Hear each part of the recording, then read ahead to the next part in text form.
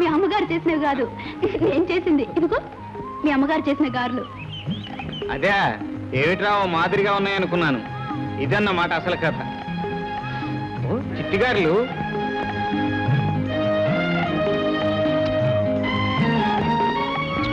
ఎమరుచిగా ఉన్నాయి. నూనె ఉన్నాయి. ఎందుకు?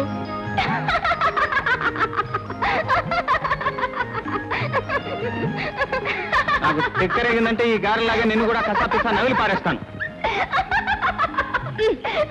చూసావా తెలిసి పంతేలా నేనే గెలిచాను.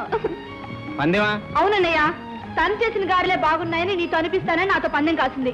ఇప్పుడు నువ్వేమో ఆవురు ఆరు అని తింటూ తెగ మెచ్చేసుకుంటున్నావు. అయితే ఈ గారెలు ఈ మహాతల్లి చేసినవే. నా కూతుర్ని నీ కొడుక్కిచ్చి పెళ్లి చేయాలా? ఆ తాగుబోతు వెధవకి నా కూతుర్ని అడగడానికి నీకు నోరేలా వచ్చింది? అదేంటి బావా ఎంత చెడ్డ?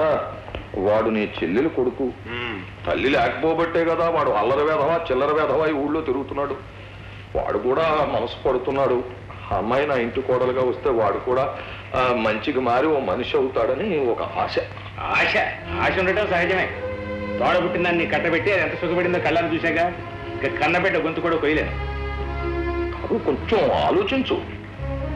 గాంధీ గారు మొహం చూసి చెబుతున్నాను, రోజుని ఒక్కలాగే ఉండిపోవు. ఈవేళ ఉత్తర ఓటర్గా ఉన్నవాడు రేపు సర్పంచ్ అవుతాడు, సర్పంచ్ సమితి ప్రెసిడెంట్ అవుతాడు. అయ్యే రోజు తిరగబడితే ఆ సమితి ప్రెసిడెంట్ గారు కనీసం ఓటర్ కూడా కాదు, ఓటర్ లిస్ట్ లో పేరు ఉండదు. సర్లేవయ్యా ఉపన్యాసం నువ్వు వెళ్ళి ఒకరికి వెళ్ళవయ్యా. నీకు వెళ్తాను, కానీ కొంచెం ఆలోచించు. చాలా ఆలోచించి చెప్పాను. పొమ్మంటున్నాగా. సరే వెళ్తాను, ఆలోచించు.